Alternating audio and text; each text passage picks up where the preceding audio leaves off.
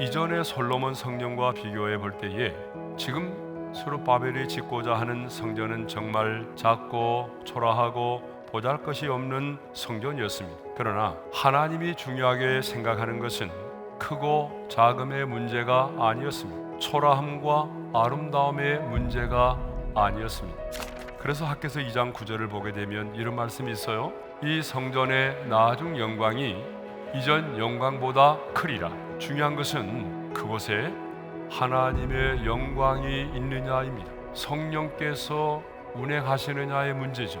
하나님의 임재가 있느냐 없느냐의 문제라는 거죠. 그러니까 역사적으로도 보게 되면 여러분, 솔로몬의 성전이 왜 바벨론에 의해서 무너졌습니까? 하나님의 영광이 떠났기 때문이죠. 왜 헤롯이 지었던 헤롯 성전이 로마 군인들에 의해서 도리에 돈 하나도 남지 않을 만큼 완벽하게 무너졌습니까? 기도하는 하나님의 집을 강도의 구렬로 만들었기 때문이죠. 하나님의 영광이 사라졌기 때문입니다. 하나님의 임재가 사라졌기 때문입니다. 오늘도 마찬가지입니다. 하나님의 성전됨의 기준은, 하나님의 영광과 능력은 건물의 크고 적음에 있는 것이 아닙니다. 화려함에 있는 것이 아닙니다. 아무리 웅장하고 화려해도, 그리고 그곳에 수십만의 사람이 모여 있다고 할지라도 그 현장 가운데 하나님의 영광이 없다면 하나님의 전이 아닙니다. 그런데 오늘 본문을 보게 되면 온 세상에 두루다니는 여호와의 일곱 눈이 성전 건축이 이루어지고 있는 이 역사의 현장을 보고 계셨습니다. 하나님의 눈에는 사각지대가 없습니다.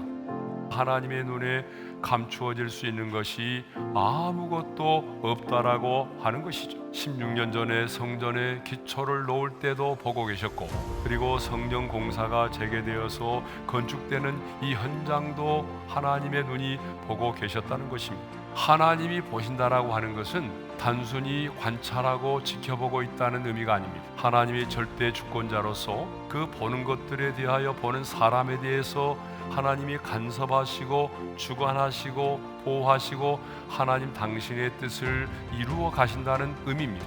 그러므로 여호와의 눈은 성전 공사의 시작만 보고 계신 것이 아니라 성전 공사의 마침을 이미 보고 계셨다는 거죠. 시작은 미미하고 초라하고 보잘것이 없어 보였지만 여호와의 눈은 이미 그 성전의 이대함을, 그리고 그 성전에 임할 하나님의 영광을 보고 계셨다는 사실입니다. 여기서 우리는 중요한 사실을 깨닫게 됩니다. 우리가 보기에는 작고 초라하고 보잘것이 없어 보이는 일이라 할지라도 주께서 그 일을 명하시고 허락하신 일이라면 그 일은 위대한 일이라는 것입니다. 우리 하나님은요, 작은 것을 귀하게 여기십니다. 그리고 언제나 그 작은 것들을 통해서 큰 일을 이루십니다.